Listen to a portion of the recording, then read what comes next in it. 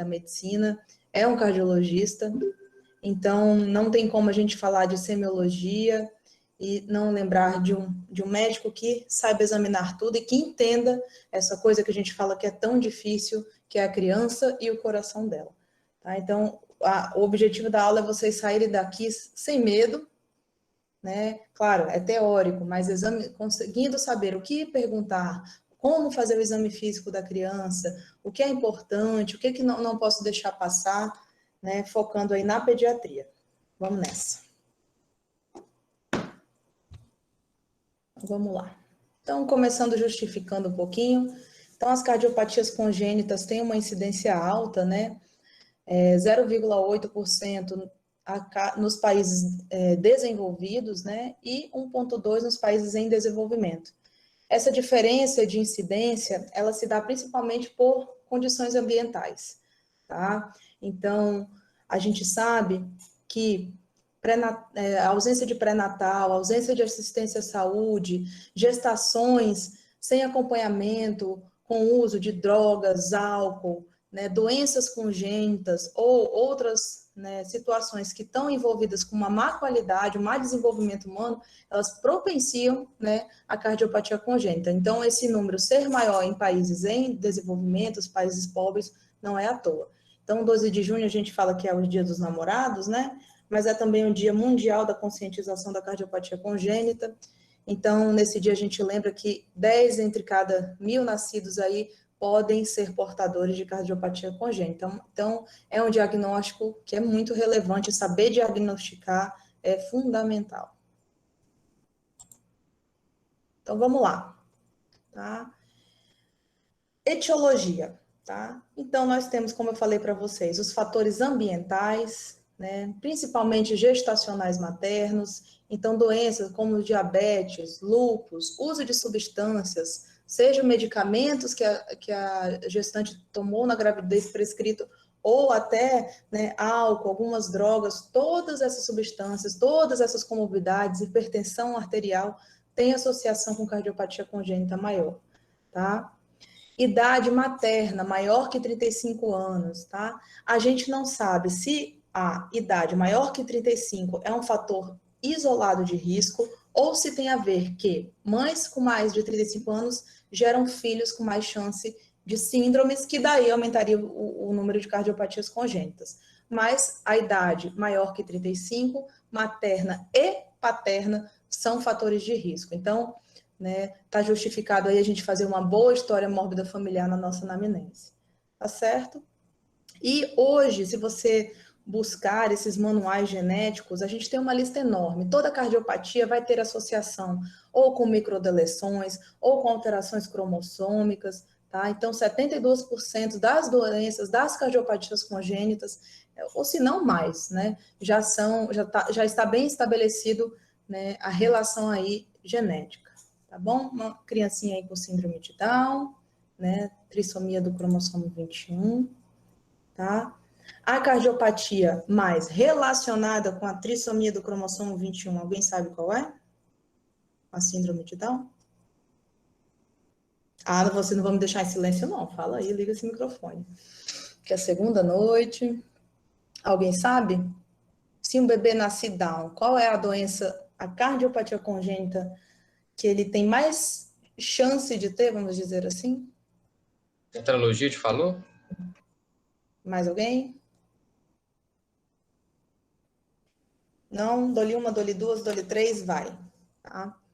Então, a cardiopatia mais relacionada com a síndrome de Down é o defeito do septo atrioventricular total. Ok? Porém, a cardiopatia mais comum no Down é a comunicação interventricular. Opa, não entendi. Então, explicando para vocês. Uma criança, quando nasce com síndrome de Down, pelas alterações genéticas, a cardiopatia mais relacionada com as alterações genéticas é defeito do septo. Porém, a cardiopatia congênita mais comum na infância, sendo de crianças que tenham síndrome ou não, é a CIV, a comunicação interventricular. Então, pelo número, a maioria das crianças com trissomia do 21 vão nascer com CIV, pelo número de CIV que nós temos na população. Porém, a cardiopatia geneticamente mais relacionada é defeito do septo atrioventricular. Isso é pegadinha de prova de residência.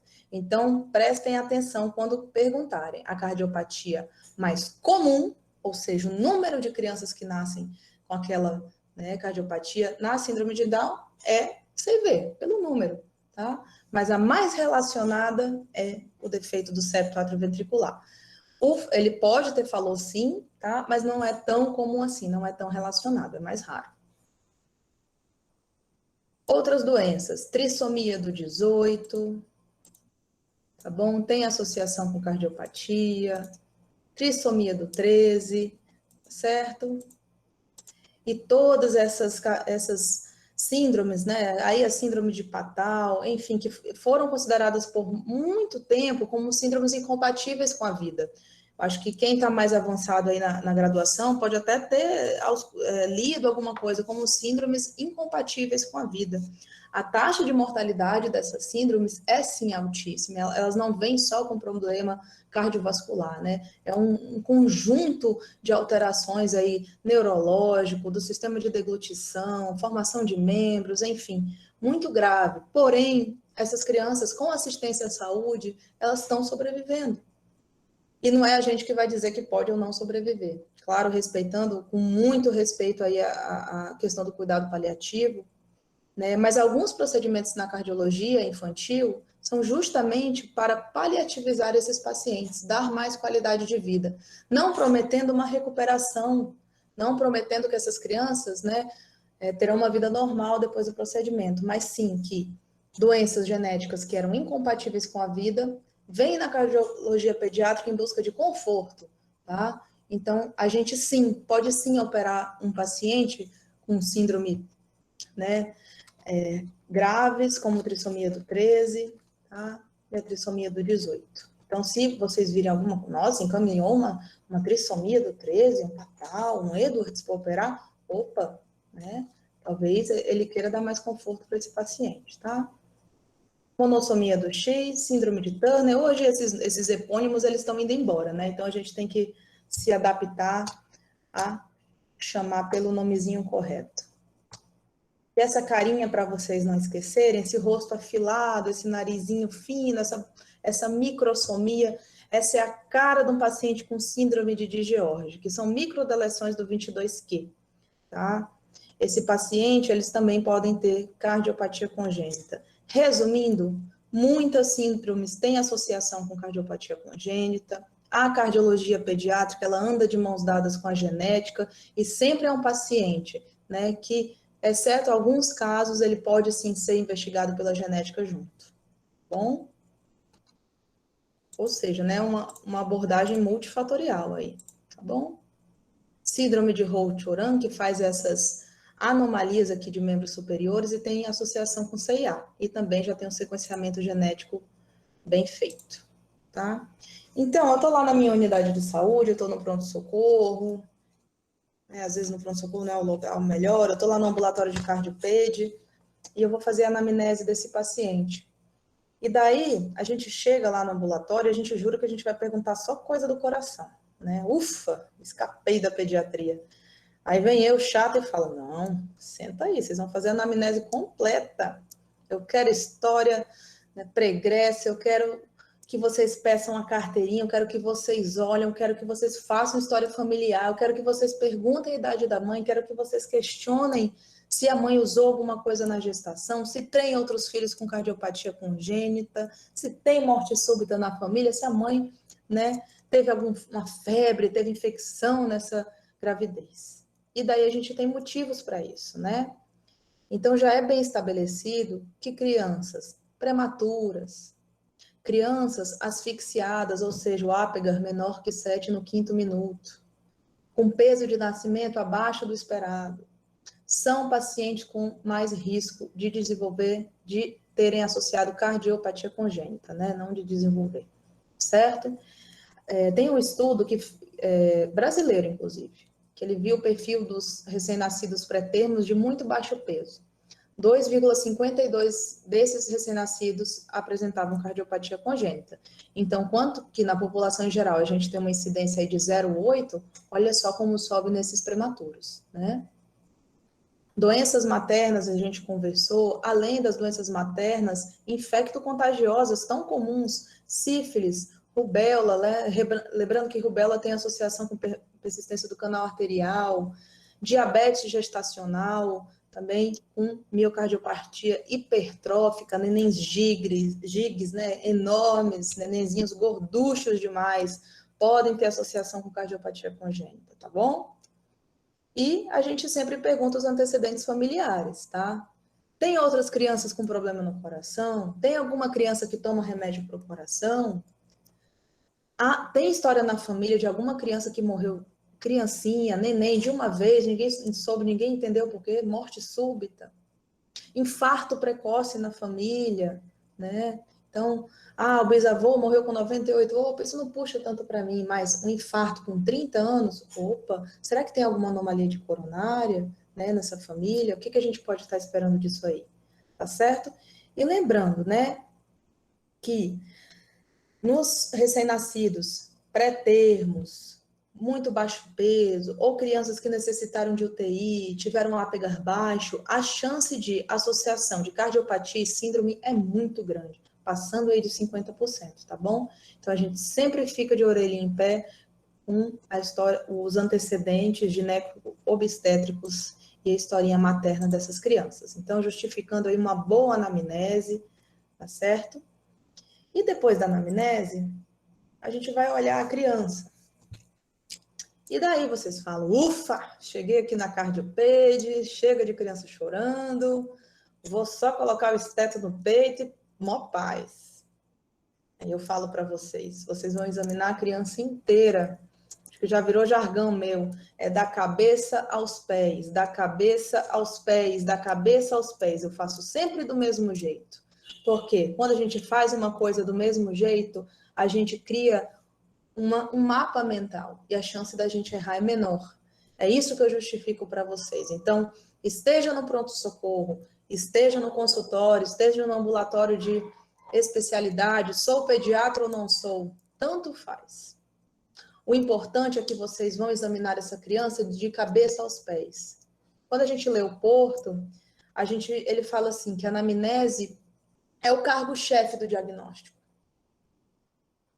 Concordo com ele. Uma boa anamnese, ela esclarece muita coisa para a gente. Mas, gente, é tão difícil às vezes fazer anamnese, principalmente numa população analfabeta, com uma fila de espera gigantesca, que o paciente chega às 7 da manhã, você vai chamar ele 11 horas, morrendo de fome, com uma criança correndo, né? Então, é complicado, tá bom? O nível de entendimento ali do teu paciente, como ele consegue transmitir informação e também o receptor, nós médicos. Às vezes a gente tá cansado, às vezes a gente está de pós-plantão, a gente também. Está com problema e a gente não consegue fazer aquela anamnese muito boa. Então, é no exame físico. Seja você cansado ou não, seja você com problema ou não, que nada vai passar. É da cabeça aos pés, criança ou adulto. E vocês vão diminuir muito a taxa de erro de vocês. Um exame físico ser completamente normal é muito difícil. Pelo menos numa mancha hipocrômica você vai achar. Descreva, porque é nesse momento que vocês estão aprendendo, é nesse momento que vocês estão criando prática. Outra coisa, não existe exame de pediatria de roupa. Então, se você é aluno, se você é pediatra, examinou uma criança e nunca levou um xixizão, um cocôzão, alguma coisa está errada. Você precisa expor a pele desse paciente, você precisa examinar esse paciente inteiro, tá certo? Então, aí o cocô e o xixi, às vezes, é um bom sinal que você está fazendo a prática médica certa, beleza? Eu adoro essa foto, acho barato. Tá? Então, o exame da criança e da criança com suspeita de cardiopatia é o corpo exposto. Claro que quanto maior a criança, eles vão ter sim mais pudor, vão sim ficar. Você sempre pede para a mãe estar presente, para a mãe estar do lado, acalmando. Você informa o que você está fazendo. Olha, a tia vai levantar aqui, eu vou levantar para examinar seu coração, sua barriga, e eles vão olhando, principalmente quando são mais velhos, vão observando, né? Tá? E a consulta cardiovascular, ela não é só coração. ela é uma oportunidade para você fazer outros diagnósticos. Quem está lá no ambulatório de cardio congênito comigo, a gente prescreve, faz puericultura, a gente prescreve reposição vitamínica. Hoje eu fiz um diagnóstico de uma artrite séptica no joelho. Se a gente não expõe o corpo do paciente, a gente não faz outros diagnósticos. E isso é errado, é mesquinho da nossa parte. Certo? Na inspeção, para quem está acostumado com adulto, na pediatria a gente fala do olhar. Eu gosto muito dessa expressão. Quem me ensinou foi meu chefe da enfermaria lá da minha pediatria. E ele falava, percebam a expressão do olhar dos pacientes. Quando eu vou lá na enfermaria, eu falo, percebam a expressão do olhar dos pacientes da enfermaria, da UTI, do ambulatório. Percebam a expressão do olhar de crianças que vão só fazer puericultura sem queixa nenhuma. É completamente diferente, né? Então, o olhar da criança, ela dá muita informação. Isso aqui são os Instagrams mega legal que eu sigo, se vocês quiserem seguir depois, tá? Olha que expressão bonita, um olhar vívido, feliz, tem brilho esse olhar, né? Olha aí a criança brincando, toda suja aí, não sei o que que é isso. Um olhar brilhoso, uma expressão calma, ela está confortável, está curiosa. Então, isso indica que essa criança está infectada? Não, essa criança está bem. Se ela tem alguma doença, ela está conseguindo responder bem, né? Então, o olhar da criança diz muito para a gente. Agora, olha esse olhar aqui. Olha para essa criança. Não é igual às outras. Olhos fundos, olhos encurvados, uma expressão mais melancólica, uma criança internada. Esse aqui é um paciente em tratamento para talassemia ali do Médicos Sem Fronteiras, tá? Então, o olhar diz muito para a gente. E numa época que a gente está totalmente digital, a tela do computador ocupa toda a mesa. E a gente fica assim, né? Principalmente quando a gente está no começo, a gente quer escrever, e a gente fica muito de cabeça baixa, digitando. Gente, afasta um pouquinho a tela, olha para o teu paciente. Tem consultórios mais modernos que nem tem mais, né? A mesa em si. Tudo que distancia a gente é ruim. Claro que tem a segurança, tem o Covid aí que, né? Mas olhar para o paciente não tem distância. Então, afasta um pouquinho a tela, olha para o teu paciente. Isso é muito importante, tá? Isso é relação médico-paciente, com criança a gente tem também. Tá? E você vai observar a coloração da pele, os estigmas sindrômicos, então a orelha, né? A gente fala de implantação da orelha, a orelha é baixa, longe do cabelo, a gente vê, olha aqui nesse menininho, o cabelinho dele circundando a orelha, né? Epicanto, a gente olha para o rosto da criança, acha esquisito, olha a palma da mão, vê as linhas, né? Tudo isso vai ajudar aí a gente suspeitar de alguma síndrome, tá? Padrão respiratório, um aluno, foi bem legal o comentário dele, ele falou da dificuldade dele de ter esse número da frequência respiratória da criança, os dados vitais, né? Porque ou a criança estava esgoelando, chorando quando ele tirava a roupa, quando ele colocava o esteto, ela gritava mais, quando ele via, estava uma frequência respiratória desse bebezinho aí de 112, né? E ele falou, nossa, né? A Academia Americana até divide a frequência respiratória, né, de uma criança chorando ou não, agitada ou dormindo. Eu falei, olha, que bacana. Olha, mas antes do número, eu prefiro que você olhe, tá? O bebezinho mamando no colo da mãe, pede para ela levantar um pouquinho a blusa. Ali você já está vendo o padrão respiratório da criança, calma, ela está acalentada, ela está no seio, tá certo? Criança dormindo, aproveita, nem toca, levanta, vê o padrão ali, o padrão respiratório, o esforço respiratório, com a criança esgoelada, chorando, claro que no pronto-socorro, criança altamente infectada, ela vai estar muito irritada, né? Então, não é raro a gente examinar no colo da mãe, vai para a maca, colo da mãe, mama, acalma, brinquedinho, videozinho, a gente dá um jeito para acalmar essa criança do jeito que a gente pode, certo? Mas o padrão me diz mais que o número em si, certo? E a gente vai para o formato do tórax, o pectus, né? Aí tem o peito escavado, o pectus excavatum, tá bom? Doutora, eu preciso investigar para cardiopatia todo o pectus? Uns dizem que sim, uns dizem que não, tá?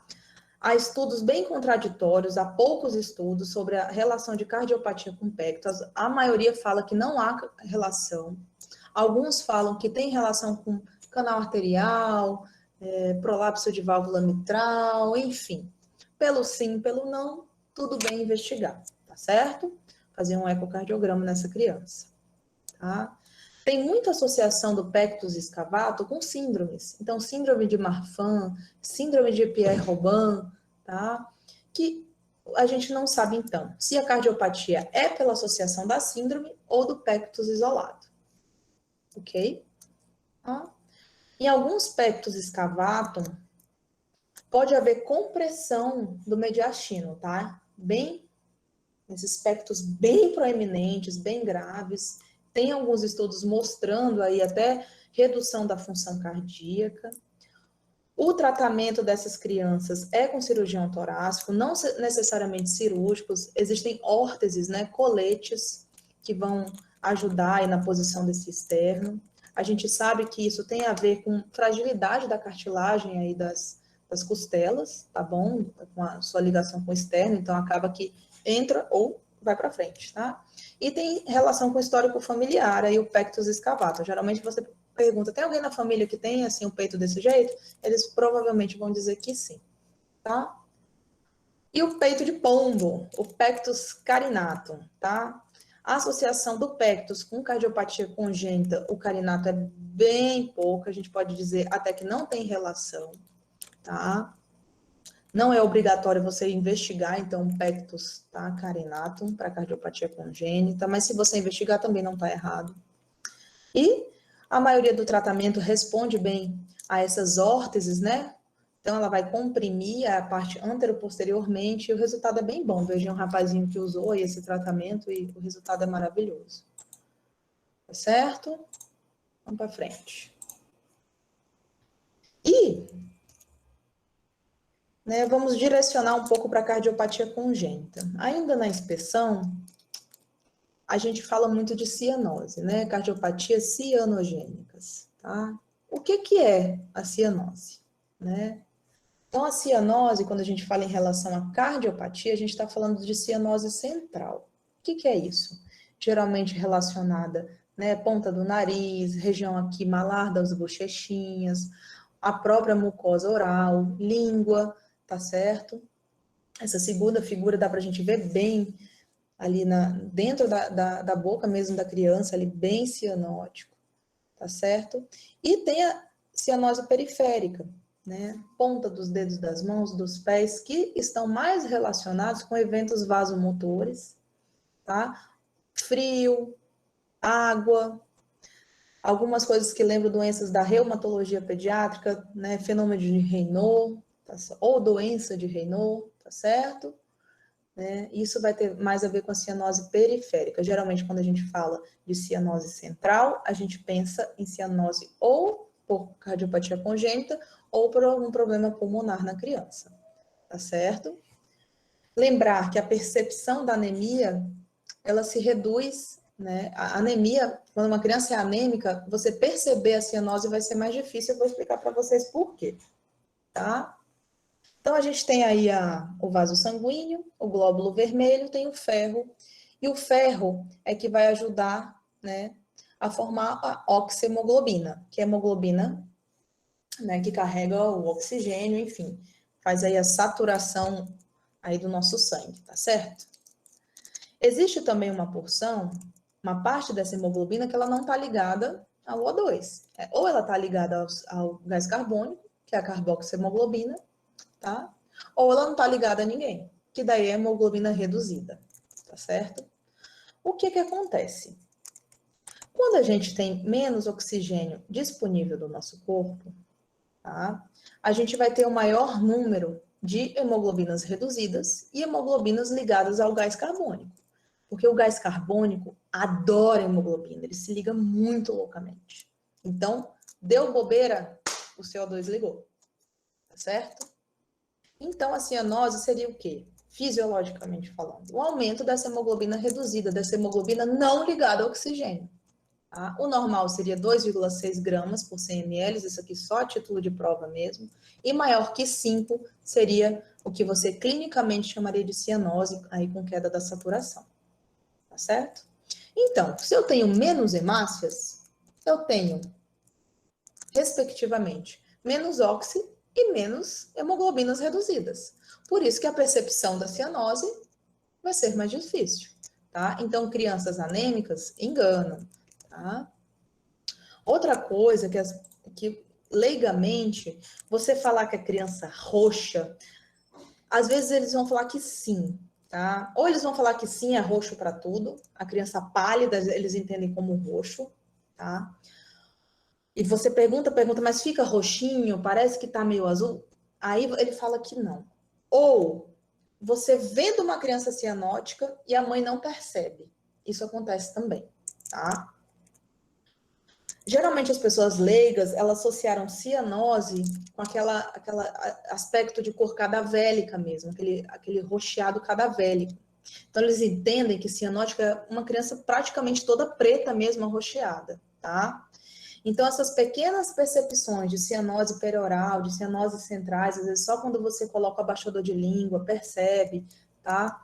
Isso você tem que mostrar para a mãe, tem que ensinar para ela, e às vezes na anamnese isso fica um pouco mais difícil. Geralmente vocês conseguem mais notar isso no exame físico e constatar. Certo? Então veja que cianose, uma ali de cima bem discreta, né? Passa batido se a gente não olhar com calma. E essa segunda foto aí mais evidente.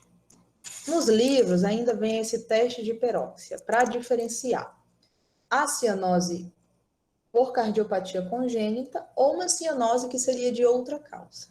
Como que seria esse teste? Você oferece oxigênio para essa criança, uma FIA de 100%, tá? Por 10 minutos. E você vai coletar uma gaso antes de oferecer e depois vai coletar uma gaso no membro superior direito e em um dos membros inferiores. Se a quantidade de O2 aumentar muito na gaso, a chance de ser doença congênita seria baixa. Se ele aumentar pouquinho, entre 100 e 250, quer dizer que pode ter uma cardiopatia de shunt, ou seja, tem buraco dentro do coração misturando o sangue venoso da direita com o sangue da esquerda, tá? E o teste positivo, né? Então seria normal. E abaixo de 100 aí é uma cardiopatia crítica, ou seja, não está indo nem o sangue que eu ofereci do pulmão para o coração, né? Pensar em coletar gás, oferecer oxigênio, furar essa criança várias vezes para fazer um teste de cardiopatia congênita, hoje parece ser uma coisa bem real, né? A gente está numa capital, tem cardiologistas pediátricos que fazem ecocardiograma. Então, felizmente, isso aqui está caindo em desuso, tá? E você tem semiologia, exame físico da criança, raio-x, tá? Então, isso aqui entra em desuso, mas às vezes ele cai em prova aí para vocês saberem. Ofereceu oxigênio, a gaso melhorou, a chance de ser cardiopatia congênita é baixa. É isso que tem que decorar. Tá? Mas para a prática clínica, muito em desuso. E crises de perda de fôlego, né? Para a gente diferenciar a cianose. O que acontece? A criança ali, no início ali de 1 ano de vida, 2 anos, a criança grita, a mãe fala que ela grita, ou chora, ou é contrariada, e daí ela começa a ficar roxa, para de respirar e pam, perde a consciência. E, doutora, ela fica roxa, boca roxa, fica roxa. Tá? E depois ela acorda sozinha, brevemente, demora só alguns minutos, e ela começa a brincar, vai jogar bola, enfim, vai fazer o que ela quiser. E fica tudo bem. E no exercício, essa criança fica roxa? Não. Em outras situações, ela desmaia sempre, fica pálida com as extremidades físicas? Não. Tem história, foi prematura? Tem algum fator de risco na amnese? Não. Tá bom? Então, isso provavelmente é uma crise de perda de fôlego. Está muito associado com crianças neuroatípicas, ou seja, transtorno de hiperatividade, TEA, crianças com epilepsia, deficiência, né, aí, intelectual, enfim, tem todas essas questões, né, que está mais presente esse diagnóstico na neurologia. De qualquer forma, é importante a anamnese para você investigar os fatores de risco, tá certo? Se ela tem outros sintomas associados, perguntar bem fatores estressantes, investigar o comportamento dessa criança, e lembrando que se a gente faz uma anamnese muito ríspida, uma anamnese que dê a entender que a gente está julgando essa mãe, tirando por menos o que ela fala, é psicológico, Opa, aí a gente já perde a relação médico-paciente e perde a oportunidade de fazer um bom diagnóstico. Ah, doutora, eu não senti, assim, não me senti segura de fazer diagnóstico de crise de perda de fôlego, tenho quase certeza que é, mas eu mandei para o seu ambulatório. Você vai ficar chateada comigo? De jeito nenhum, tá bom? Tudo vai da sua experiência com o exame físico, com criança, com ausculta, tá? Para você ficar tranquilo. Se quiser um serviço terciário, pode encaminhar sem problemas. Mas lembrando que se você bateu o olho e te lembrou crise de perda de fôlego, você consegue acalmar um pouco a mãe e encaminhar com mais tranquilidade, né? Perfeito? Tenho certeza que algum de vocês faziam crise de perda de fôlego na infância, tá? E vamos para a palpação. A gente olhou a criança, a gente conversou com a mãe e com a criança, né? Dá para conversar com a criança também. A gente olhou para o paciente, viu se era cianótico ou não, viu se era pálido ou não, a expressão do olhar, tá certo? E daí a gente vai para o exame físico, tá certo? O exame físico, como eu falei para vocês, é da cabeça aos pés. Então, eu sempre peço para examinar cabelo, couro cabeludo, cabelo de criança anêmica, cabelos quebradiços, amarelados, fracos, muita pediculose na infância, piolho. E se você não olhar, você não trata, tá certo? Na criancinha menor, fontanela, né, tem como medir, tem como ver se ela está, né, ou não estar tensa, né, uma fontanela dura que lembre aí infecção, meningite, hidrocefalias, tá certo? Bota a mão no crânio da criança, sente as suturas, vê se não tem suturas cavalgadas. Isso você está começando da cabeça. Eu já estou olhando a expressão do olhar da criança, eu já estou vendo a implantação da orelha. E quem assistiu minha aula de febre reumática, saúde bucal. Tudo bem que alguns de nós aí, pelo menos a maioria, não é odonto, mas olhar a saúde bucal faz parte, sim, da medicina, né? Então, isso mostra qualidade de assistência à saúde, chance de desenvolver muitas doenças aí, inclusive cardiovasculares, por má higiene bucal, tá? Então, olha os dentes, anota que tem cáries, encaminha para o dentista, reforça a escovação. Todo mundo eu peço para abrir a boca, seja adulto, seja criança, né? Certo? E, claro, estou no pronto-socorro, vai olhar a amígdala, né? Vai fazer otoscopia. Claro que no serviço terciário, quando não tem queixa, a gente geralmente não olha, tá? Mas se olhar também não está errado.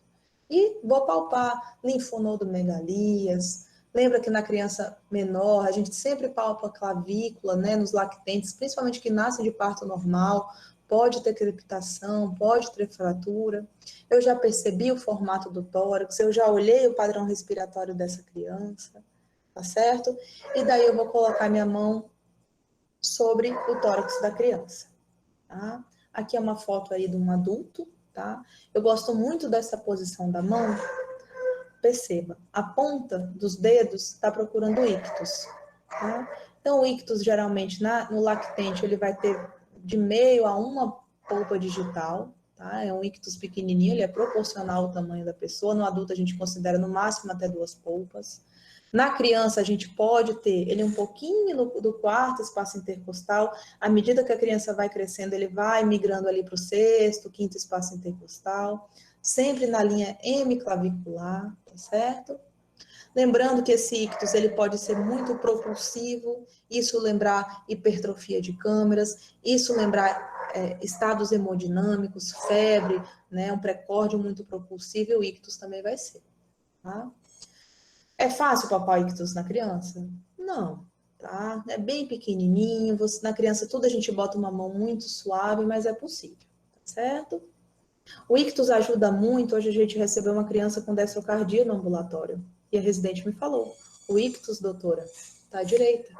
Olha que legal, né? Então ela nem precisou de raio-x aí para fazer o diagnóstico, né? Tá certo? No adolescente e no adulto, a gente pode colocar em decúbito lateral esquerdo, né? Que você aproxima o ventrículo esquerdo da cavidade torácica e ajuda aí você a palpar o ictus, tá bom? Olha aí uma destrocardia, tá? Oração a maior parte da sua massa e ponta direita, tá certo?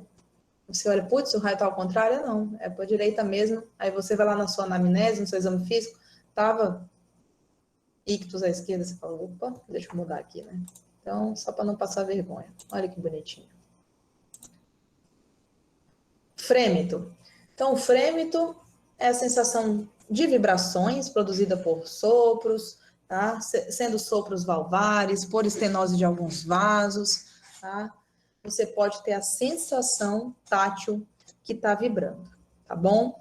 Lembrando que eu coloquei frêmito catário, tá? Que é o frêmito relacionado ao aparelho cardiovascular, tá? A gente tem o 33, né, da ausculta pulmonar, também é um frêmito, tá bom? Mas quando a gente está ali falando do aparelho cardiovascular, você só colocar frêmito, a gente vai saber que é ali relacionado ao tórax, né?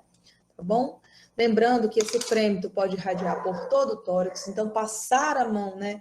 Sempre cuidado com o pudor da criança, menorzinho fica mais fácil, passa a mão, sente todo o tórax dessa criança. Sopros de estenose aórtica pode ter frêmito em fúcula external, tá bom? Então, realmente, não só aqui na região do externo a gente tem frêmito, a gente tem que passar a mão por todo o tórax, tá? E a técnica? Tá? Tem gente que palpa que nem aquela foto do ictus com o gordinho da mão, que no caso sou eu, e tem adultos geralmente que palpam com essa parte aqui da mão. Qual que tá certa? As duas. O que você tiver mais sensibilidade. Só para lembrar vocês que a gente deixou de ser macaco e a nossa mão diminuiu, certo? Aí Darwin explica para vocês. E quando a mão diminuiu, a gente ganhou sensibilidade, né? Para a gente ter mais destreza com as ferramentas, com coordenação motora fina, e a gente aí, o polegar opositor, e a gente evoluiu aí, né? Na cadeia, tá bom? Essa imagem aqui é da neurologia, eu gosto muito, é do homúnculo de Penfield, tá? É um estudo aí da década de 40 e 50 que esse cientista ele associou as áreas corticais de maior sensibilidade. Então, se ele fosse desenhar um ser humano com as suas áreas mais sensíveis, seria mais ou menos esse homúnculo aí, tá? Ele é bem feião. Então, para dizer onde que são as áreas mais sensíveis do nosso corpo, olha a nossa mão. Então, como é que a gente passou tanto tempo evoluindo para você não botar sua mão no paciente, bicho? Não, nada justifica, você está cuspindo na sua evolução, né? Tem que voltar para trás. Então, não justifiquem, botem a mão no paciente, a área mais sensível de vocês.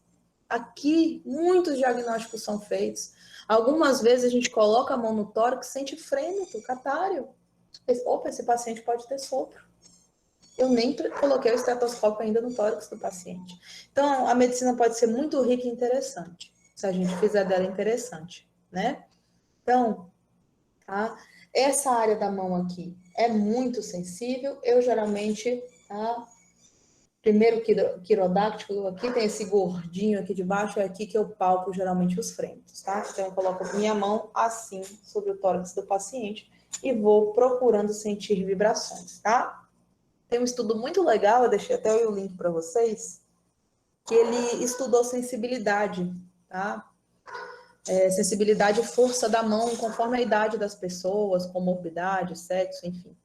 E ele viu que a sensibilidade da mão piora com a idade.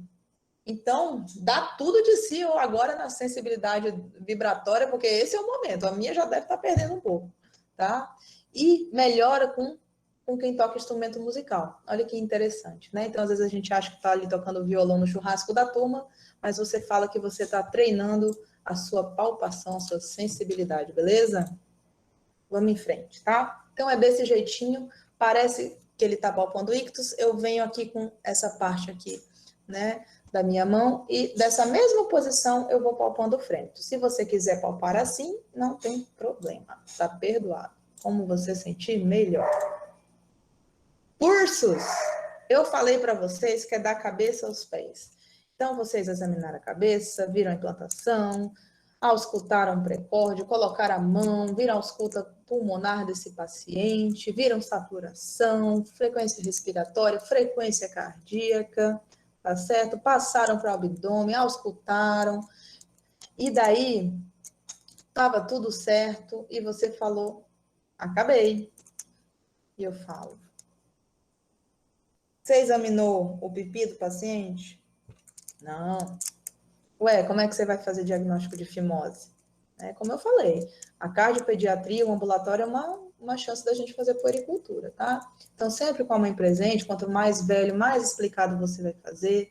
Se o paciente super se negar, a gente orienta a mãe, olha, né? Quando você for dar banho, tem que ver se a cabeça do pênis dele sai com facilidade, ele expõe toda, né, a glande, tá certo? Então, a gente orienta, né? Nas meninas, a gente tem que ver se a genitália é típica, se já tem pubarca, né, os pelinhos, enfim, tudo isso é interessante para a gente falar, tá? E daí eu falei para vocês que eu examino da cabeça aos pés, ou seja, eu acabo no pé, tá? Então, a palpação de pulsos, ele não faz parte do exame cardiovascular, ele faz parte do exame humano, ponto. Quando você vai olhar o guia do Ministério da Saúde, os guidelines europeus, né, de assistência às primeiras horas de vida, ao nascimento das crianças, os guias dos recém-nascidos incluem o exame dos pulsos no primeiro exame físico da criança. Onde que é o primeiro exame físico da criança? Provavelmente na maternidade onde ele nasceu. Então, quando a gente vai lá, tá lá feliz, uhul, vou pegar o bebê, a gente faz, vê se ele está respirando, se tem batimento, tá tudo bem, vai pro pele a pele. Quando a gente receber essa criança para examinar, a gente acaba palpando o pulso. Por quê? Tudo tem um porquê, tá? Então, lembre-se que na criança, como ela quase não tem pescocinho, né? A gente geralmente, pulsos centrais vai palpar os braquiais, femorais, tá bom? Pulsos radiais, pedioso, tibial, tudo é possível. Lembrando que na criança, principalmente os pulsos periféricos de membro inferior, se você palpar com muita força, você oclui e não sente. Então tem que ir com uma mão suave, certo? E a gente vai comparar esses pulsos. Por quê? Porque eu falo para vocês, papou o pulso, papou o pulso, papou o pulso. Por quê? Por quê? Porque ela é louca? Não. Por conta que existe uma cardiopatia congênita chamada coarctação de aorta, né? O que que é? Então, ventrículo esquerdo, bombeia sangue para todo o corpo.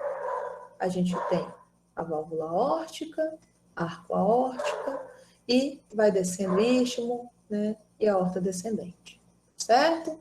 Logo após o arco, geralmente na região do istmo, da aorta, pode ocorrer de ter um estreitamento nessa região. Esse estreitamento é chamado de coarctação de aorta. Ou seja, os membros superiores, que são irrigados pelo arco aórtico, vão ter pulsos normais. Os membros inferiores, femoral, começando aqui, né? Tronco celíaco, renais, tereré, tarará, e pum, pedioso, femoral, vão ser reduzidos ou ausentes. Aí eu falo, meninos, como é que vocês vão saber se um pulso está reduzido se vocês nunca palpam pulso? Como é que vocês vão saber a força que vocês vão ter para palpar um pulso pedioso e a dificuldade se vocês nunca palpam numa criança normal? Tudo na medicina, ela é feita de número de comparação. Quanto mais pacientes vocês examinarem, melhor vocês ficam. E quanto mais coisas a gente conhece, mais diagnósticos a gente faz, né? Então, vocês têm que palpar o que é normal para saber palpar o que é patológico, correto? Tá? Claro, existem outras doenças que alteram o pulso, nossa, várias, tá? Da reumatologia, da vascular, envolvendo crianças, às vezes não, tá? Mas isso geralmente vão ter outros sintomas associados. Uma criança com coarctação de aorta neonatal, ela pode sim ser assintomática, ela pode sim não ter sopro e só uma redução de pulso que depois evolui para uma insuficiência cardíaca, tá?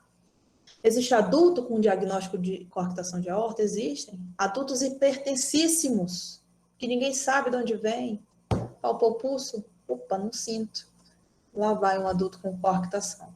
Né? Quem é cardioadulto sabe que não é incomum. E é erro. Né? Deveria ser um exame da infância. Deixa eu ver se tem alguém mandando mensagem aqui.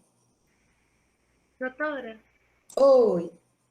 eu só queria saber se a gente consegue também verificar essa coarctação de aorta fazendo aquela oximetria, a diferença de membro superior e inferior.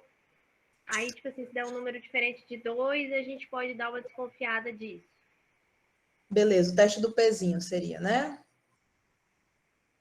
Tá? No caso, eu não sei dizer se é o do pezinho. Eu sei que a gente faz Ou do aquela... coraçãozinho, eu tô louca da cabeça. Isso, Tá bom, tá?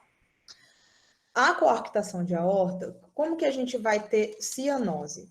A gente tem cianose quando a gente tem mistura de sangue, concorda? Sangue oxigenado se misturando com sangue não oxigenado. Então, no coração, eu vou ter um shunt, né, um buraco, onde eu vou misturar esses dois sangues e a saturação vai baixar, certo?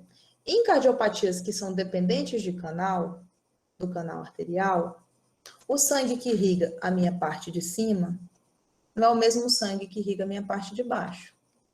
Tá? Então, não necessariamente na coarctação de aorta eu tenho diferença de saturação. Em coarctações muito críticas, que é muito fechado, você pode ter sim. Inclusive, tempo de enchimento capilar reduzido, extremidades mais frias no membro inferior e uma redução da saturação. Mas o diagnóstico é pela palpação de pulso. Diferença de saturação, às vezes, não vai ter. Tá bom? ok, obrigada. Mas pode ter nas muito, muito críticas, que daí o pulso é tão ruim que o oxímetro não consegue fazer uma curva adequada, né? Lembra que o oxímetro tem que ter pulso para fazer uma boa curva. Então, às vezes, por isso, a saturação pode cair, tá? Só se esse paciente tiver uma cardiopatia com um shunt ou canal dependente, aí sim você vai ter alteração nas saturações, tá bom? Tá joia, obrigada, doutora. De nada. Olha ali a coarctação. Pode interromper, tá? Eu não consigo ver o chat da minha tela, então pode falar, tá bom? No problem. Tá? Pressão arterial na criança, vixe, tá? Então, a criança, pelo menos uma vez por ano, ela tem que, né, ter a pressão arterial aferida a partir dos 3 anos de idade, toda criança, tá certo? Menores de 3 anos, eu vou ter alguns casos especiais, depois eu mostro para vocês, e como aferir a pressão na criança, tá? Então, você vai medir a distância, primeiro, entre o acrômio da escápula e o olecrano da ulna. Meu Deus, eu pensei que estava na cardiologia, já rapidamente, já passando para... Meu Deus. Vocês lembram do acrômio e do olecrano? Beleza? Tem aqui a fotinha para vocês não esquecerem. Respira, tá? Você vai medir com a fita a distância entre o acrômio da escápula e o olecrano. Beleza? No terço médio, a metade dessa distância, você vai medir a circunferência do braço da criança, bem no terço médio entre o acrômio e o olecrano, tá? O paciente nessa posição, sentadinho, retinho, com o bracinho assim, você mede a distância, terço médio, você vê a circunferência do braço. O número que vier dessa circunferência é a medida do esfigmo, tá certo? Por quê? Porque esfigmo de adulto no neonato, esfigmo de adulto, né, numa criança menor, ele vai subestimar a pressão. Ou esfigmo muito pequeno para uma criança, talvez daquela idade, mas muito obesa, vai hiperestimar. Então, para cada criança, a gente tem um tamanho de manguita adequado, tá certo? E para isso você tem que fazer essa medida. Método palpatório, você inflar o manguito até assumir o pulso radial, que seria a pressão arterial sistólica. Você infla 20 a 30, tá, milímetros de mercúrio depois disso e vai auscultar o som de Koroftkopf, tá? O restante da ausculta é todo igual, tá bom? Claro, criança calma, se possível, olha aqui que foto. A criança com o braço apoiado na mesa, tranquila, fez xixi, não deu um pique lá na frente e voltou, né? Ela tá calma, tá? Bebezinho fica um pouco mais difícil, né? Geralmente você pode colocar ele deitado na maca ou no colo da mãe com o braço apoiado, mas sempre fazendo a medida, tá? É muito difícil ter acesso a todos esses esfigmos, né? Pelo menos da minha parte, a Giovana que tem, ela comprou assim um kit que vem todos, a gente meio que divide, mas o ideal seria ter mesmo um esfigmo para cada idade, todo pediatra ou todo ambulatório poderia ter. Esfigmo eletrônico pode? Pode, mas o de braço, tá? Esse que vai aqui no punho, não, tá bom? Principalmente para criança, tá certo? Então tem que ser o esfigmo eletrônico calibrado e certificado pelo Inmetro, tá? Não tá errado, não. Aprenderam a fazer a pressão? Lembraram do olécrano? Sim. Aqui, as crianças abaixo de 3 anos que você tem que aferir pressão arterial no consultório, tá? Quem são? Tá? Prematuros, muito extremos, com muito baixo peso, pacientes, né?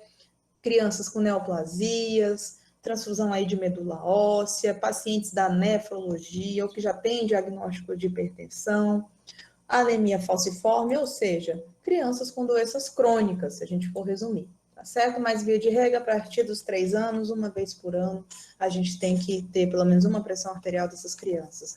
Geralmente, na primeira consulta, eu não afiro, a não ser que eu tenha alguma suspeição clínica, a criança está me preocupando muito, porque geralmente, principalmente os escolares ali, entre 4 e 5 anos, eles ficam muito ansiosos na primeira consulta.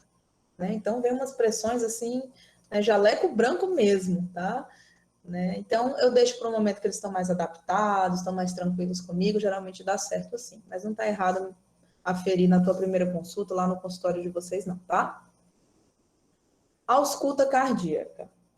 Bom, nos adultos, a gente tem bem estabelecidos focos, tá? Eu acho essa imagem aqui sensacional. Infelizmente, ela borrou um pouquinho, ela é dessa edição nova do Porto, tá? Então, o que que a gente vê? Aqui seria a posição da válvula mitral. A gente vai auscultar o som dela aqui embaixo. Aqui é o foco mitral. Por quê? Porque o que a gente vai auscultar é a ejeção do sangue pela válvula mitral. Então, há uma distância anatômica entre onde é o foco e onde seria a válvula no nosso tórax, beleza? Mesma coisa, a válvula tricúspide. Mesma coisa, tá? A válvula aórtica, tá bom? E assim a gente vai vendo que nem a gente não vai auscultar exatamente onde está a válvula, mas sim o caminho do sangue por ela. Bom? Então, é por isso que, apesar da válvula tricúspide ser a válvula atrioventricular à direita, nós auscultamos no adulto o foco tricúspide mais à esquerda. Ué, tá errado? Não, porque o sangue é ejetado dessa maneira, obliquamente. Beleza? Então vamos lá. Aí você pensa, doutora, eu estava lá na maternidade e nasceu um prematuro e eu fui auscultar, eu coloquei meu esteto, meu bico em cima dele, desse tamanho, pampão, né? Eu ainda virei para botar a campana e mesmo assim, quando eu coloquei o esteto no precórdio, eu auscultei murmúrio vesicular, abdômen, auscultei o pé, a criança falando, a mãe falando comigo. Cara, eu acho que eu auscultei até as vidas passadas da criança, porque é muito grande para criança pequena. E é verdade. É por isso que eu justifico para vocês que na cardiologia pediátrica, geralmente a gente não usa os focos, principalmente no período de lactente. Por quê? A projeção da válvula e o foco é praticamente um em cima do outro. Não dá a distância de um diafragma, não dá a distância de uma campânula. A distância entre um foco mitral e um foco tricúspide, a mesma coisa. Um se sobrepõe ao outro. Ou seja, fica muito difícil a gente falar de foco em criança. Certo? Desta forma, existe outra denominação.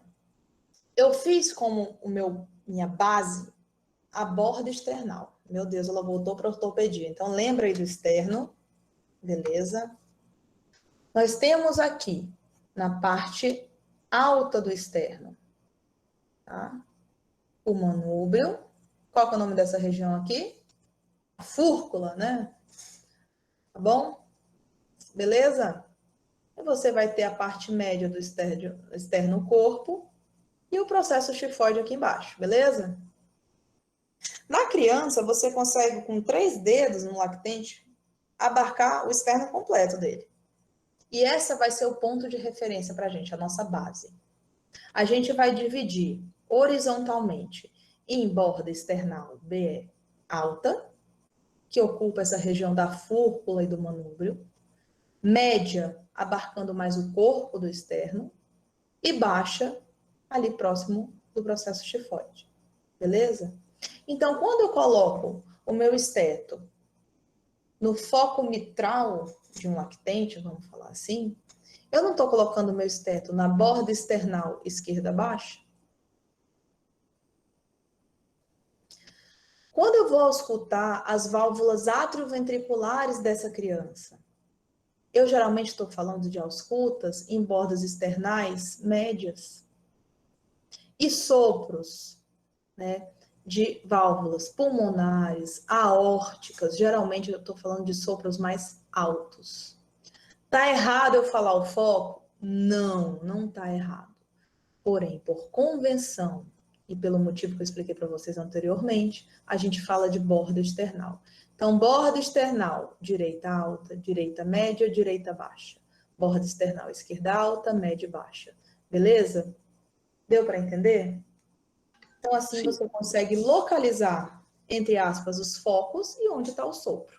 Então, quem for num ambulatório de cardiopatia pediátrica ou pegar uma prova com uma questão de pediatria falando de borda e não de foco, não se assusta mais. E quando, né, vê isso aqui abreviado lá nos meus prontuários, não vai falar, meu Deus, what the fuck, né? Doutora, na borda external esquerda média, geralmente a gente já escuta o quê mesmo?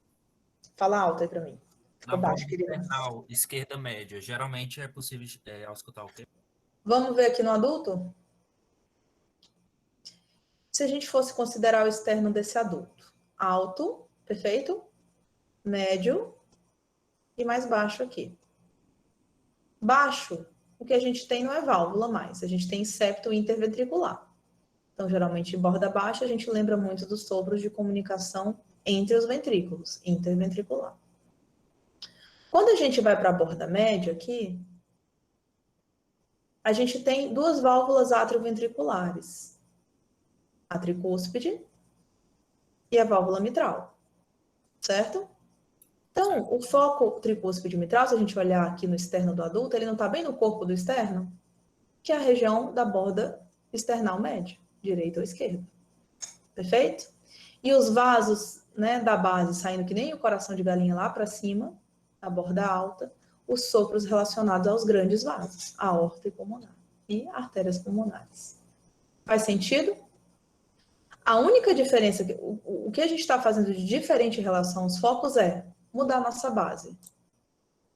A gente pegou e por conta do tamanho reduzido do tórax da criança, a gente se apoiou numa base que é o externo. Faz sentido para você comparando os dois? Sim, perfeito. Perfeito, cara. Valeu. Então vamos para a bulha, né? Então quem é da liga aí, isso aí já é rotina, né? A gente tem alunos aqui, né, que ainda não estão no internato, não estão na liga, então é bom a gente revisar. Tuntar, tuntar, tuntar. Então, agora a gente colocou o esteto, né, na criança e a gente auscultou as bulhas, B1 e B2, tuntar, tá? O tum é o fechamento da válvula mitral e da válvula tricúspide.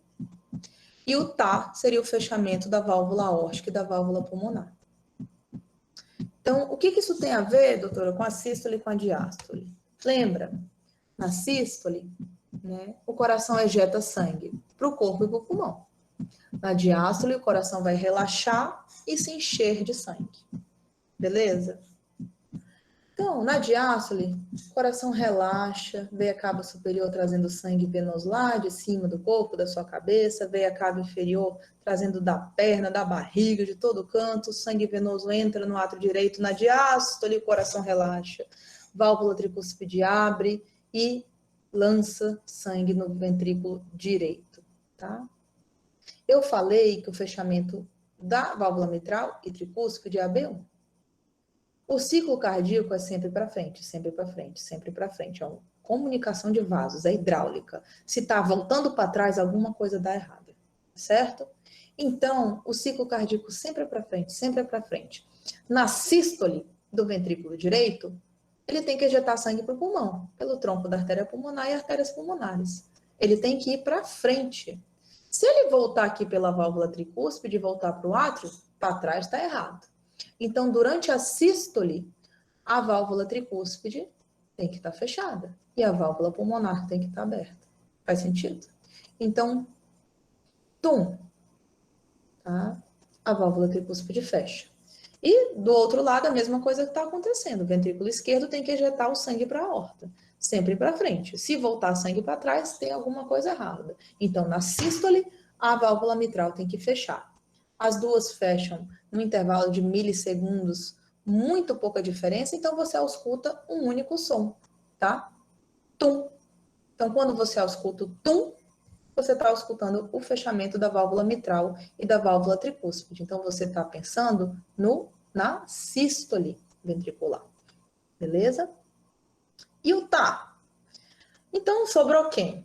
Se eu já usei a mitral e a tricúspide, sobrou a válvula aórtica e a pulmonar. Tá? Então, o fechamento da válvula aórtica e da válvula pulmonar. Quando elas têm que fechar? Na sístole, eu estou mandando sangue para o tronco pulmonar e para a aorta. Então, essas válvulas têm que estar abertas. Tá? Então, na diástole, quando o sangue está enchendo o coração, válvula tricúspide e válvula mitral abrem. Tá? E para o sangue não vazar para frente fora da hora, a válvula aórtica e a válvula pulmonar fecham. Tá? Esse som você vai ouvir como tá, que é o quê? A diástole. Então, o coração fecha as válvulas pulmonares e aórticas para o quê? Para os ventrículos encherem de sangue. Tá? Falando de uma forma bem coloquial para vocês entenderem um tum e o tá. Beleza? Olha lá que bonitinho. Então, vamos para o desdobramento de B2. Então, o que acontece? Quando a gente inspira... Deixa eu tirar esse tum aqui que me irritou já.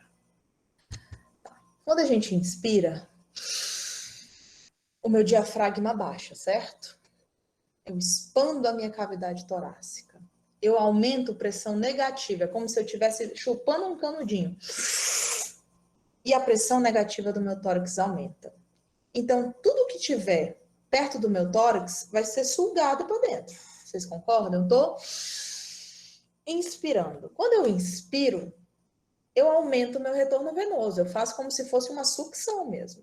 E o sangue que está na minha veia cava superior e na minha veia cava inferior vão vir com mais força para o meu átrio direito. O meu átrio direito, então, nesse momento de uma inspiração forçada, ele vai encher mais do que ele geralmente está habituado a encher. Concorda? Vai vir mais sangue porque eu estou fazendo pressão negativa no meu tórax. Então, esse átrio direito vai jogar esse sangue para o ventrículo direito. Tá bom? E o que acontece? O ventrículo direito vai receber mais sangue do que ele está adaptado, porque eu fiz uma inspiração forçada. E na hora da sístole ventricular, vai ter mais sangue do que geralmente esse ventrículo direito está adaptado. Quem que está na frente do ventrículo direito? A válvula pulmonar. E a válvula pulmonar está aberta na sístole, concorda? Está lá aberta, falando, beleza, está passando sangue, mas puta merda, está passando sangue demais. Poxa, mas ainda está passando. Putz, a válvula aórtica já fechou, mas ainda tem sangue aqui. Pá! E fecha um pouco depois da válvula aórtica. Tá? Brincadeiras à parte, só para a gente entender o que é o desdobramento da B2. O desdobramento fisiológico da B2. Então, o que é? Uma inspiração profunda, a gente tem um prolongamento da sístole. Por quê? Porque eu puxei mais sangue para o átrio direito. Mais sangue entrou no meu ventrículo direito e mais sangue vai passar pela minha válvula pulmonar. E ela demora alguns milissegundos, ela se atrasa para fechar. A aórtica fecha e ela fecha depois. Então, em vez de eu ouvir um som, um tá, eu ouço tum, trá. Isso na inspiração. Tá? Nas crianças maiores, na criança que colabora com você, eu quero ver um desdobramento de B2. Pede para inspirar você na sua casa, inspira e se ausculta. Você vai auscultar desdobramento de B2. E tudo bem, isso não é doença, tá tudo certo.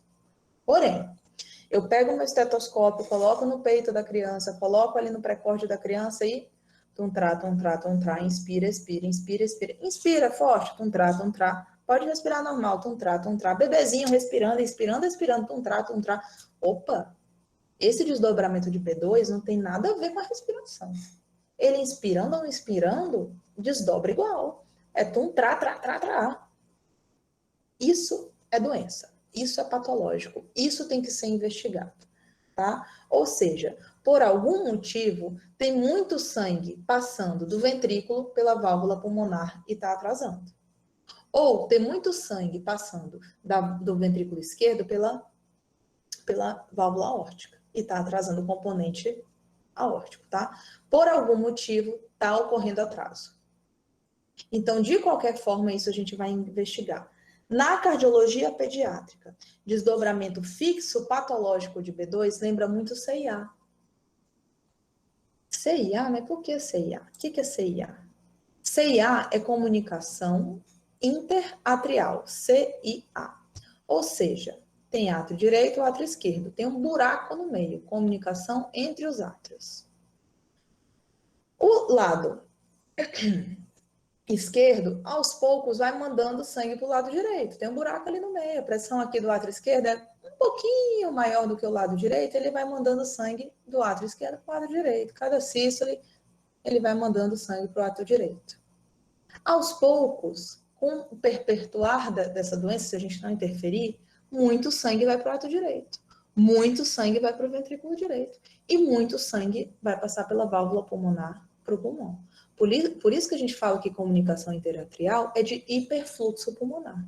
Então, não é de se admirar que a B2 vai desdobrar fixo na CIA, certo? Não sei se é fixo, não sei se é da inspiração, estou na dúvida. Se eu encaminhar, vai ficar chateado? Não, a gente nunca fica chateado. Que bom que vocês tiveram dúvida, né? Outras alterações da bolhas, tá? Mais comum nos adultos portadores de CC. Alguma dúvida sobre essa parte, gente? Esqueci de perguntar. Ela é um pouco mais chatinha, né? Tá de boa? De boa. Ok. Tá? Então, hiperfonese de B2, né? Então, sugere o quê? Tá? Pode sugerir hipertensão pulmonar, tá? Então, uma válvula pulmonar que fecha com mais rispidez, porque está lidando com uma pressão pulmonar muito alta. Então, você ouve tum, tá, parece que está estralando a segunda bulha na sua ausculta. Isso sugere hipertensão pulmonar, certo? Geralmente, nos lactentes, quando a pressão pulmonar é mais elevada, do momento do nascimento até 3 meses de vida, a pressão do pulmão é mais alta. Isso é fisiológico, né? O pulmão estava cheio de água, né? Então a pressão, né, saindo intraútero até ele se desenvolver vai ser maior. Ali do 3º até os 6 meses, essa pressão vai normalizando, tá? E vai ficando normal. Então, não é incomum você perceber uma B2 mais forte ali nos primeiros 3 meses de vida. Se você comparar o lactente ali com os 3 meses e comparar um de 6. Quanto mais de 3 você auscultar e mais de 6 você auscultar, você vai notar mais diferença da B2, né? Tudo é muito comparativo, tá certo? Outras alterações de hiperfonese da segunda bolha. Na transposição dos grandes vasos. O que é a transposição dos grandes vasos? É a cardiopatia cianogênica mais comum que tem, tá? Então, o que acontece? Do ventrículo direito sai a artéria pulmonar e do ventrículo esquerdo sai a aorta. Na transposição dos grandes vasos, não. A aorta sai do ventrículo direito e a artéria pulmonar sai do ventrículo esquerdo. É trocado os vasos, tá? E você vê que a posição dos vasos, ela também não é parecida. Você vê que a aorta é mais posterior e daí faz o arco. E a artéria pulmonar mais anterior. Na transposição de grandes vasos, tá, as artérias estão praticamente lado a lado e com a aorta mais anterior, tá certo? Então, por conta disso, por conta da aorta estar mais anterior, você pode auscultar na B2 o componente aórtico da B2 mais alto. Então, a B2 ela fica mais pronunciada, tá? Fica mais hiperfonética. Outra coisa na transposição é que às vezes, você vai auscultar no foco tricúspide uma B2 única, ou seja, que mesmo na inspiração, ela nunca desdobra. Então, parece que tem só um componente. Parece que ou tem só aórtico ou tem só pulmonar. Tá? O que acontece? Como a aorta fica na frente da pulmonar, né, quase assim lateralizada na frente, saindo mais anteriormente, às vezes ela abafa o componente pulmonar da bolha. E você vai ter ali no foco tricúspide ou na borda external média, tá? Uma B2 única. Mesmo inspirando, você não consegue desdobrar a bolha. Fez sentido para vocês? Doutora, E lembrando, pode tá bom? voltar, por Que favor, B2 a única também pode ser o quê? Atresia dos componentes. Então, atresia pulmonar, estenose pulmonar e, por conta dessa proximidade da aorta, né, abafar o componente pulmonar, você tem uma B2 única, tá bom? doutora. É fácil identificar isso? Examinando tá? E a gente vai ter a B3. O que é a bendita da B3 e da B4? As lendas, né? Tá? Então, para entender B3 e B4 é fácil. Se você entender a diástole, você entende tudo. Tá? Então, o que acontece na diástole? Ela tem 3 fases. Lembra que na diástole o coração relaxa. Os átrios enchem de sangue para daí o sangue ir para os ventrículos. Primeiro, tem um enchimento rápido. O retorno venoso das cavas no átrio direito, tá? E o retorno do sangue arterial para o átrio esquerdo pelas veias pulmonares. Então, enchimento rápido. O coração enche de sangue pelos retornos venoso e pulmonar. Isso corresponde a mais ou menos 75% do volume já da diástole. Depois vai ter um enchimento lento. Esse coração, esse átrio, ele vai relaxar um pouco mais. As válvulas atrioventriculares, tricúspide e mitral vão abrir. E, nesse momento, o átrio começa a contrair. Ele faz um kick atrial, uma contração atrial, que faz o quê? Manda o restante do sangue que estava no átrio para o ventrículo esquerdo e direito. Beleza? Então, o que a gente está falando? A gente fala que B3 e B4 é quando o sangue que vai do átrio para o ventrículo, ele tem uma parada brusca. Ele encontra alguma coisa, algum obstáculo. Em vez dele passar livremente para o ventrículo e para a pulmonar, ele dá uma travada ali, ele desacelera rápido. Esse desacelerar gera um turbilhonamento dentro do ventrículo, tá? Que vai gerar sons. Esses sons são B3 e B4. Então, vamos aqui. Isso aqui é a imagem de um ecocardiograma, 4 câmaras, átrio direito, ventrículo direito, válvula tricúspide, átrio esquerdo, ventrículo direito, válvula mitral, tá certo? Aqui, tudo que é, que coisa isso aqui, laranjinha, está se aproximando desse V. Aqui está a mão do examinador. Tudo que está azul está se afastando. Então, o sangue está vindo do átrio direito se aproximando do ventrículo direito, e o sangue do átrio esquerdo está se aproximando, para o ventrículo direito. Então, as válvulas atrioventriculares estão abertas. Então, isso aqui é a diástole, o enchimento rápido do coração, tá? Então, o sangue vai se encher no átrio, as válvulas vão abrir, eles vão cair, e depois o átrio dá uma espremidinha no final, que é o restante aí da diástole, tá? Do coração. Beleza? Essa imagem fica bem bonitinha para a gente entender. E o que acontece? O que acontece é que na B3, na fase de enchimento rápido, o sangue chega rapidamente do átrio para o ventrículo, ele encontra um obstáculo, ele sofre uma freada. Vai vibrar a parede do ventrículo e isso vai surgir um som chamado de B3, tá? Na primeira fase da diástole atrial, logo que esse sangue despenca no ventrículo. É o primeiro enchimento ventricular. É a primeira fase da diástole cardíaca, tá certo? Então, logo no começo da diástole, você vai escutar um som.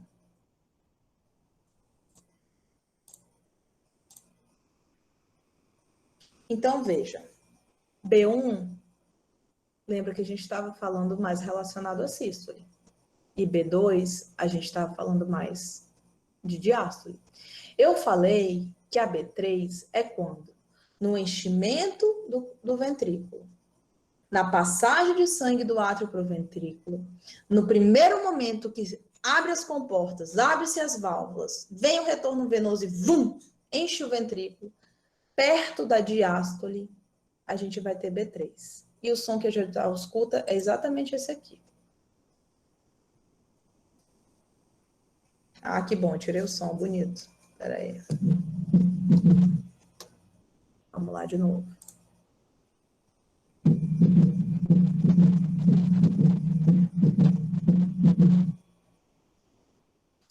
Quando você coloca essa frequência, claro que aqui é o som de uma frequência cardíaca de uns 60 de adulto.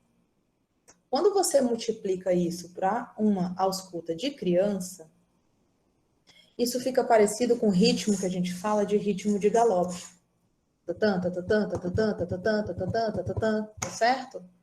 Então, quando a gente fala, olha, a criança está galopando, eu estou falando que eu estou auscultando o quê?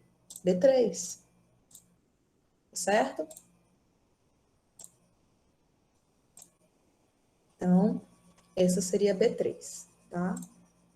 E B4 seria na fase da contração atrial. Então, no final da diástole, está quase acontecendo a sístole de novo, o sangue está entrando no ventrículo direito, o átrio está dando aquela última espremidinha do sangue que está ali, e o sangue sofre uma resistência para entrar, isso gera a B4, tá? Como que seria esse som? Então, a gente tem a sístole B1 e B2 é a diástole. Então, um som mais relacionado com a sístole, você vê que é próximo da B1. Como é que você vai escutar esse som?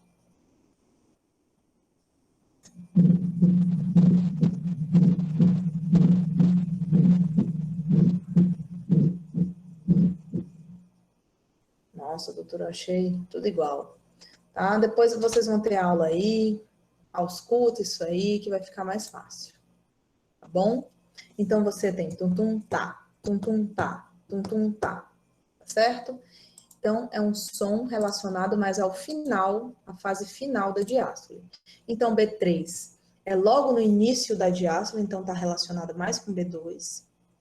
E o B4 sendo mais na fase inicial. Então, tum-tum, tá, tum-tum, tá. Claro que isso na criança, como é mais taquicárdica, é muito mais difícil, tá bom? A gente auscultar. Isso quer dizer doença no adulto? Geralmente sim. Em que situações o átrio tem dificuldade de mandar sangue para o ventrículo?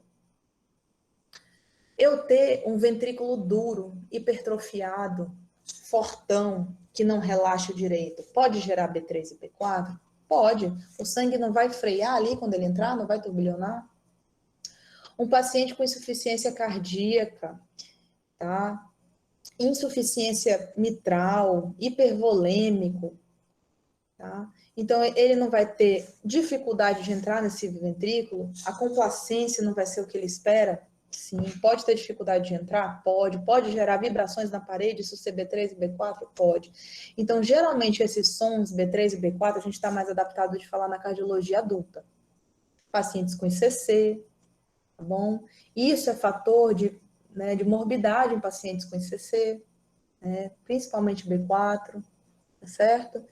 Então, na criança, foram feitos alguns estudos que criança pode ter B3 e B4 e isso não ser patológico, tá? A maioria, inclusive, vai lidar assim.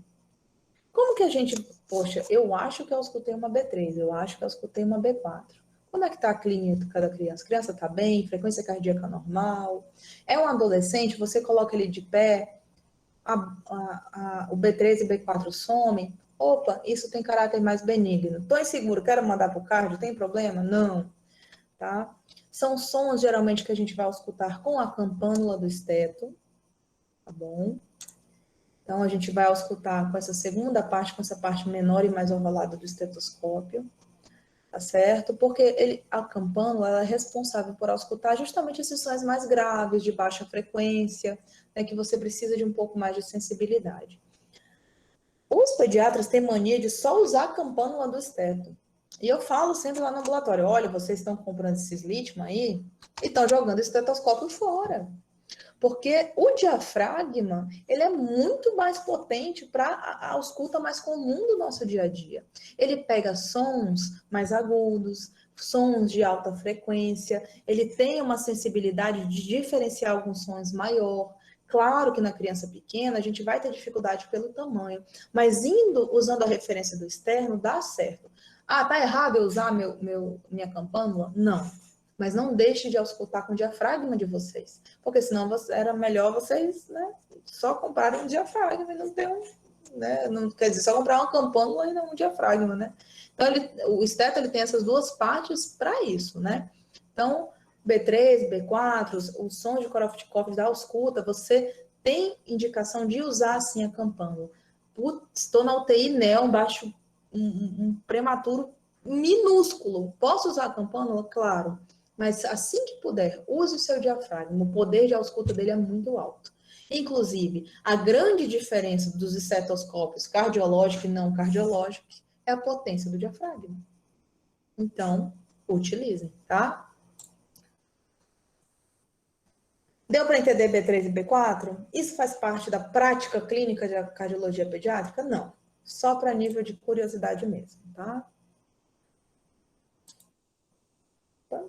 A gente já falou, né, da fonese das bulhas. E para terminar a aula, a gente vai dar uma revisada nos soprinhos. Já está passando aí de 1 hora de aula, então vamos acabar, tá?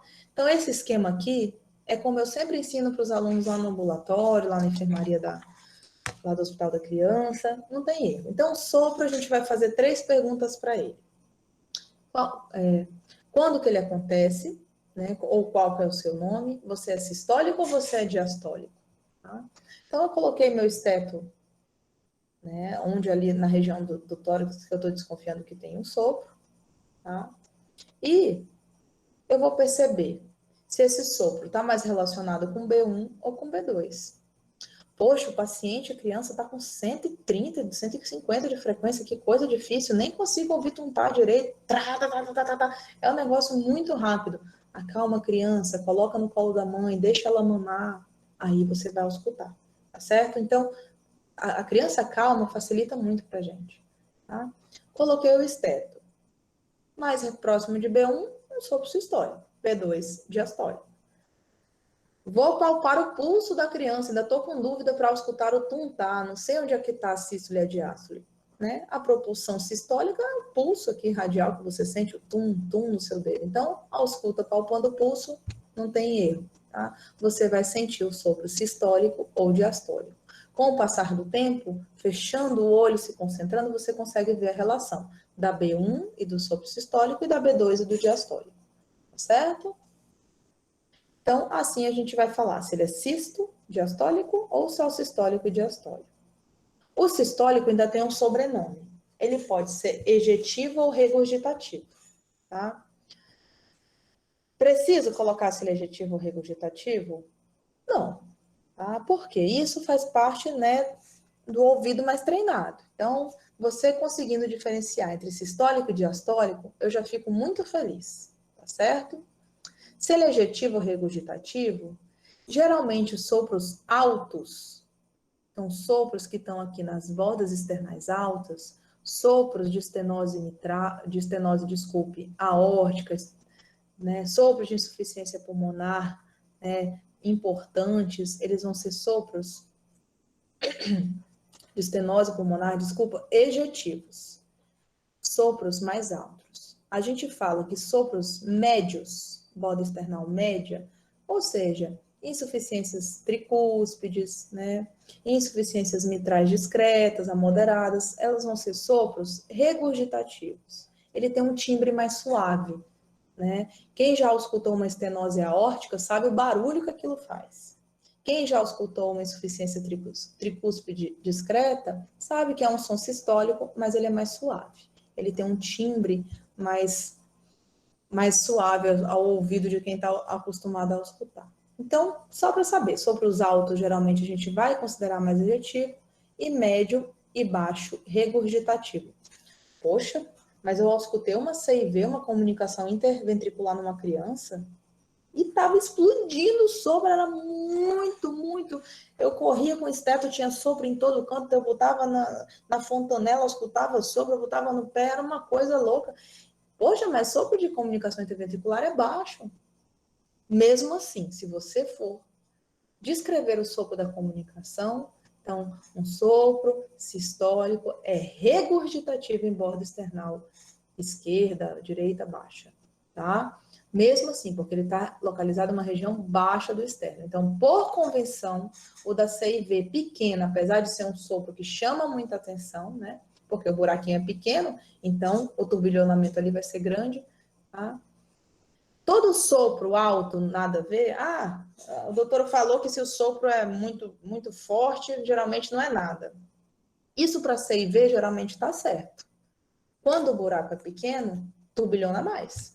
Quando a gente coloca a mão numa mangueira, tô aqui, quando eu diminuo o calibre, a água vai lá longe e turbilhona mais, faz mais barulho, certo? A mesma coisa é a CIV. O buraco entre o ventrículo direito e o ventrículo esquerdo. Quanto menor o buraco, maior o barulho. Estou botando meu dedo ali, estou limitando, certo? Isso para CIV é verdade. Mas e para uma estenose aórtica? E para uma estenose pulmonar grave, vão ser sopros muito, muito importantes e graves, né? Então, essa questão, sopros muito altos, tá tudo bem? Depende, tá bom? Na medicina, nem sempre, nem nunca, tá? Então, eu ensinei vocês a colocar nas bordas, né? A localizar. E, por último, você vai classificar em quanto, tá? A classificação mais comum é de 4 cruzes, mas você pode usar de 6. Qual que eu uso? Tanto faz. As duas são certas, tá bom? Tanto faz qual você usar. Fonte, vozes da minha cabeça? Não. Selmo Celeno Porto, né? Então a gente fica mais tranquilo, tá? Primeiro, a gente vê aqui, uma cruz em 4. É aquele sopro que o chefe falou, vocês escutaram o sopro? Você fala, não. Aí ele coloca o esteto no tórax da criança. Escutou? Você fala, aham.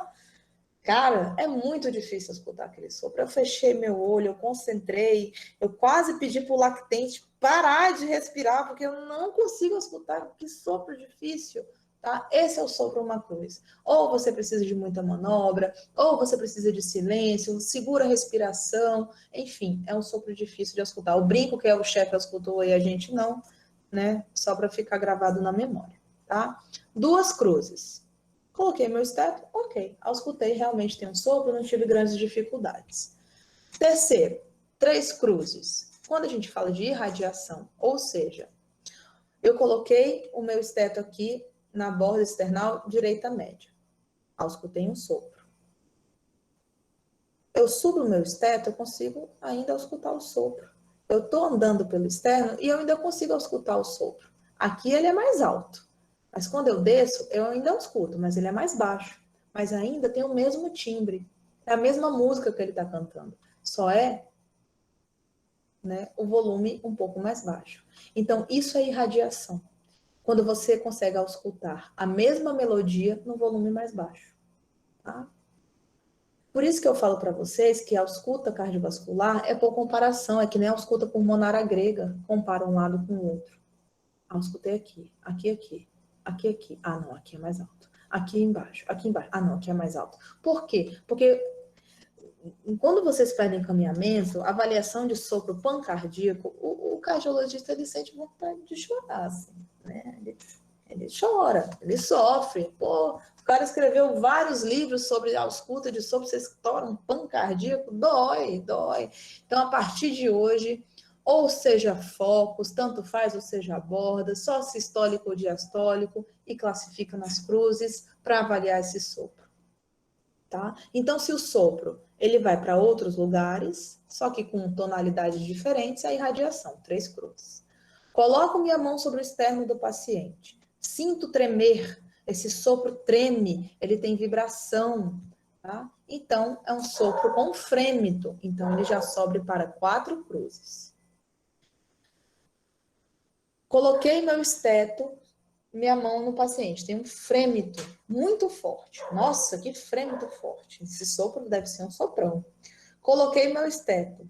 Nem precisei pressionar meu diafragma, já estou escutando super bem. Esse é um sopro 5 cruzes. 5 cruzes em 6.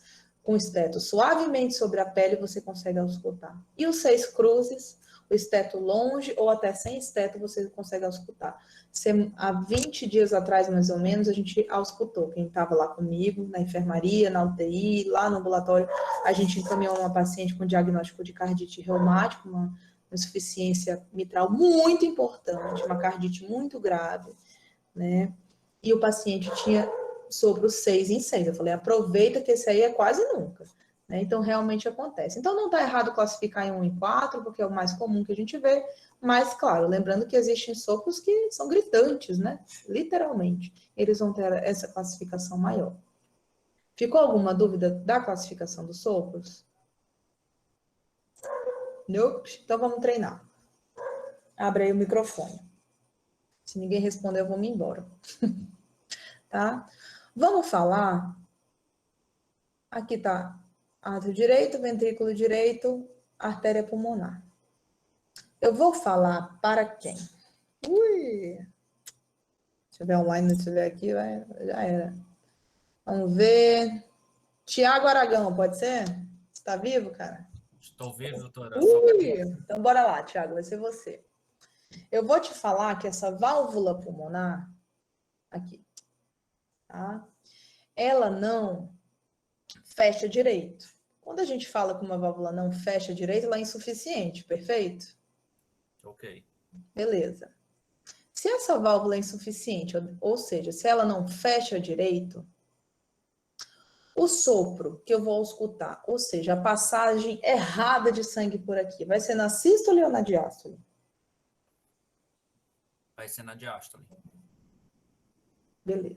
Então, vamos lá.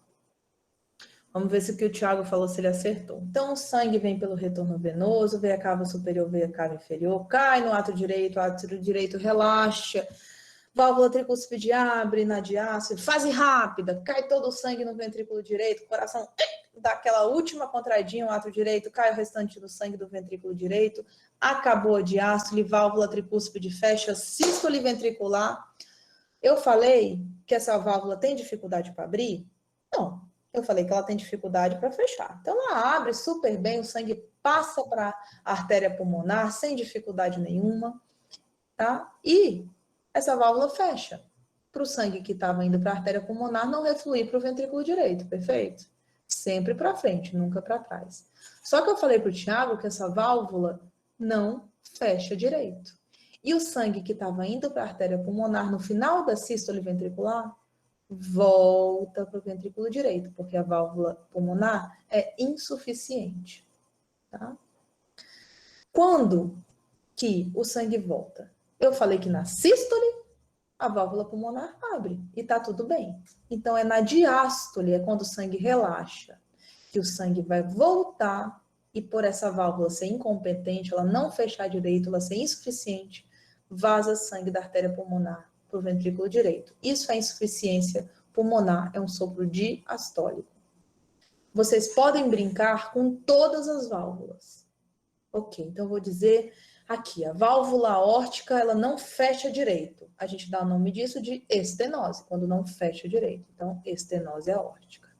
Então, o sangue vem pela veia cava superior, veia cava inferior, átrio direito, relaxa, sangue, fase rápida, cai dentro do ventrículo direito, válvula tricúspide está aberta, átrio dá aquela última contraidinha, tic, fecha a válvula tricúspide, começa a sístole, o sangue vai pela artéria pulmonar, chega nos pulmões, é oxigenado, volta pelas 4 veias pulmonares cheias de oxigênio, na diástole o átrio relaxa, entra um monte de sangue aqui no átrio esquerdo, a válvula mitral abre, coração relaxa na diástole, o ventrículo esquerdo enche de sangue, válvula mitral fecha, vai começar a sístole.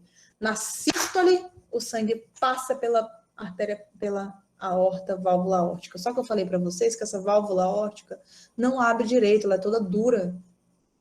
E o sangue, em vez de passar tranquilo por aqui, ele turbilhona, parece uma mangueira com o dedo na frente.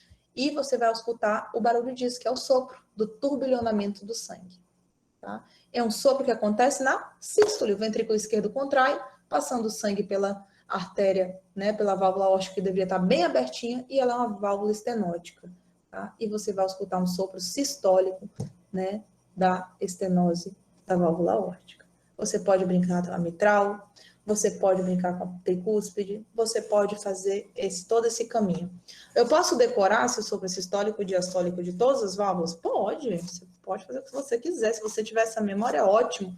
Mas se você fizer o caminho de Márcia, fizer o caminho de Márcia, fizer o caminho de Márcia, nunca mais você erra.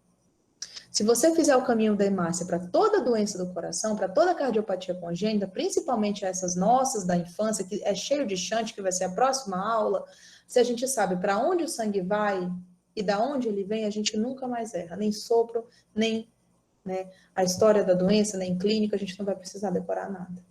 Fazendo o caminho da hemácia, dá tudo certo. Ausculta, semiologia, dá tudo certo. Pesada a aula hoje, né? Parece um monte de besteirinha, mas tem bastante coisa de semiologia cardiovascular, tá? Deixei por último aqui algumas posições de ausculta. Deixei as mais comuns da pediatria. Isso aqui é mais comum no adulto, né? O manobra de Riviero Carvalho, um nome muito bonito para falar o quê? Que é a inspiração profunda. A gente viu na aula que a inspiração profunda, tá? Aumenta aí o retorno venoso, né? Para os átrios, aumenta o enchimento do ventrículo, então ele vai piorar, ele vai exaltar os sopros das insuficiências tricúspide e mitral. Hand grip, é você apertar a mão, aumentar a resistência vascular periférica. Tá? Opa, aqui deu aqui tem um errinho aqui, tá?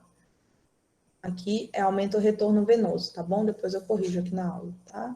Então, hand grip é você apertar, fazer força com os dois punhos, tá? Cerrar os punhos com força, você está aumentando a resistência vascular, você está dificultando a saída do sangue do coração para o corpo, tá? Então, intensifica o sopro da insuficiência aórtica e da insuficiência mitral, tá bom? Na criança, a manobra que a gente mais usa é essa aqui, é a manobra de Pachon, disparado, que é o quê? Decúbito lateral esquerdo. Né? Então, a gente vira a criança de decúbito lateral, coloca o estetoscópio próximo ao foco ali mitral, ou borda external esquerda média para baixa, que seria mais ou menos o foco mitral, e consegue, né, auscultar melhor os sopros das insuficiências mitrais, tá? Quem que é esse paciente, geralmente, que a gente usa Pachon? Qual que é a doença da cardiologia pediátrica que machuca a válvula mitral? Febre reumática. Então, lá na enfermaria do Hospital da Criança, eu falei, coloca esse pacientinho de lado. Ficou mais alto o sopro? Opa, doutora, consegui perceber bem, tá? Porque o que a gente está fazendo? A gente está jogando o ventrículo esquerdo para mais perto do tórax. Simplesmente assim, tá? Então, só para acabar a aula, essa é a Ellen Townsend, tá? Uma cardiologista americana, a mãe da cardiologia pediátrica, ela era uma cardiologista adulta que se dedicou à cardiologia pediátrica. Ela, junta com o cirurgião Blaylock e um técnico lá de Baltimore, né, o Thomas, que na verdade era o zelador que cuidava ali enfim, das salas ali do cirurgião, ele que projetou toda a parte de canos da cirurgia para a tretalogia de Fallot, né, dos bebezinhos azuis, que é a cirurgia de Blaylock, tá? E ela fez parte dessa equipe. Então, a Ellen Townsend, ela era portadora de deficiência auditiva, então aí nessa foto ela já escutava bem mal, né? E mesmo assim, ela nunca deixou de auscultar os pacientes, de trabalhar com cardiologia, né? Ela tinha, às vezes, aparelho, estetoscópio especial. Então, é uma pessoa realmente muito inspiradora, que mudou a vida da cardiologia pediátrica, inspira nós mulheres, né? Nesse caminho muito bonito. E eu acho essa foto sensacional. O jeito que ela está examinando, debruçada sobre a criança, né? Acalmando a criança. Vendo, essa criança vai respirar gritando? Não, ela está calma, ela está acalentada. Olha a expressão do olhar dessa criança, olha ela fazendo, agarrando o esteto, brincando, descobrindo o mundo. E ela conseguindo aí fechar um monte de diagnóstico. Que foto maravilhosa, né? Então é só para a gente se inspirar. Quem quiser saber mais dessa historinha que eu contei, tem um filme, eu acho que tem até no Netflix, é Quase Deuses, mostra a história aí da Ellen, do Blaylock, do Thomas, Ah, bem bonito mesmo. Eu peço desculpa aí, hoje foi um dia bem cansativo para mim. Então, se eu falei alguma informação que ficou confusa, pode perguntar. Se quiser mandar no privado, depois vocês têm meu telefone. Obrigada pelo convite.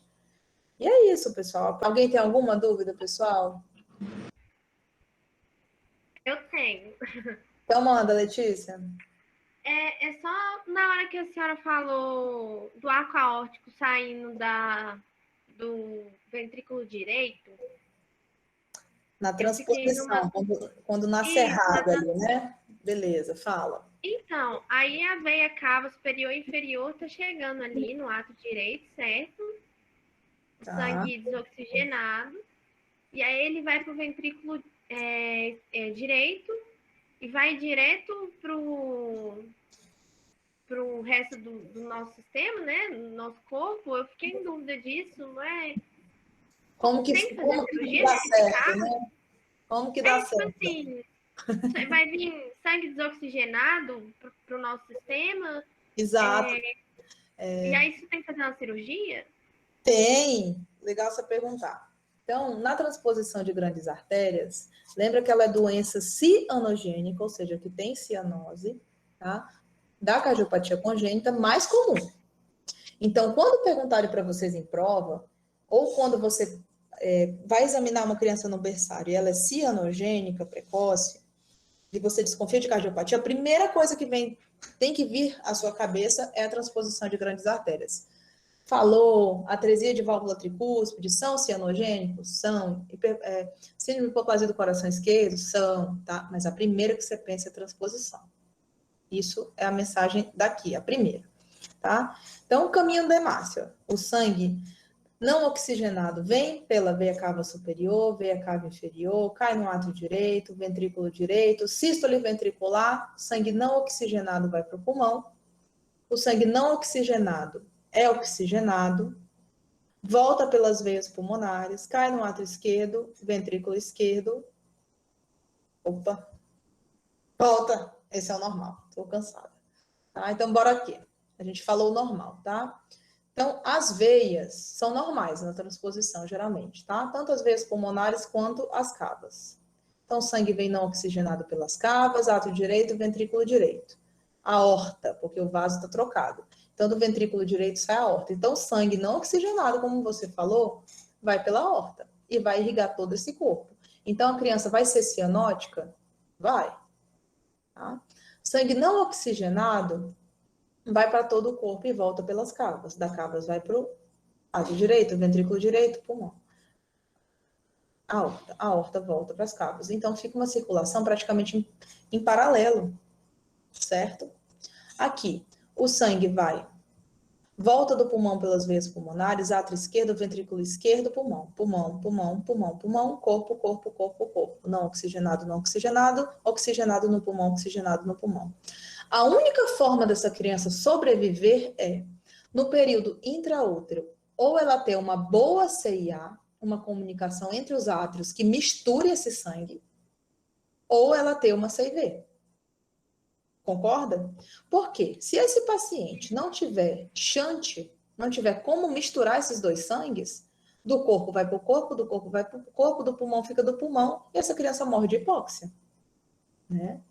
O que ainda acontece é que mesmo sem CIA e mesmo sem CIV, essas crianças, quando nascem, podem ter canal arterial, que vão, por um período, fazer a mistura desse sangue e garantir uma mínima oxigenação aí para o corpo e para o cérebro. Só que esse canal vem a fechar. Então, a criança nasce cianótica e essa cianose piora bruscamente depois das primeiras 24 horas de vida e ela falece. Tá? Então, essa é a transposição de grandes artérias. Uma circulação em paralelo, que a gente precisa ter buraco no coração para essa criança sobreviver. Certo? Existe uma cirurgia, a cirurgia foi feita por um acriano, tá? Dr. Adib Jatene, motivo de muito orgulho para nós que somos brasileiros e acrianos, tá? Ele foi ministro da Saúde, ele foi um dos grandes cirurgiões cardiovasculares do mundo todo. Eu tive a alegria de fazer residência lá no hospital né, onde a equipe dele, os filhos dele, né, que dão continuidade ao trabalho dele, trabalham. Então, a gente tem que falar dessa cirurgia com muito orgulho, que é a cirurgia de Jatene. De uma forma muito resumida, ele coloca a aorta no ventrículo esquerdo e a pulmonar no ventrículo direito. Ele troca os vasos e reimplanta as coronárias no lugarzinho certo delas. Tá? Claro que é muito mais difícil do que parece, mas então, para você saber, cardiopatia congênita cianogênica mais comum, transposição. Circulação em paralelo. Precisa de uma CIA ou de uma CIV para a criança sobreviver. Se não tiver isso, ou se tiver shunts muito pequenos, eu preciso manter o canal arterial aberto. Tá? E para isso tem uma cirurgia que é neonatal, chamada cirurgia de Jatene, que foi um cirurgião brasileiro e acriano. Show de bola, pessoal? Show de bola, doutora. Obrigada. Show, professora. Vamos descansar? Vamos. Cansadinha também. Então tá.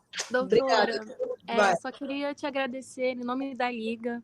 Queria te dizer que sua aula foi sensacional. A gente gostou muito, a sua didática, seu ensinamento, todo o seu cuidado, todo o carinho que você tem pela cardiologia é muito fascinante. E queria te dizer que aqui no grupo da Liga tá todo mundo te elogiando muito e pedindo para eu te passar esses comentários, esses elogios, e que eles estão assim torcendo para que você vire nossa preceptora da UFAC em breve, né? E que você volte mais vezes também para dar aula pra gente, tá? Tá bom, Fica pessoal. aqui toda a nossa gratidão. Foi uma aula sensacional e de muito aprendizado. Obrigada, viu? Obrigada, doutora. Bom descanso. Sucesso para vocês. Bom descanso. A gente se vê na vida, né? Excelente, Com obrigado. certeza. Tchau, pessoal. Boa noite.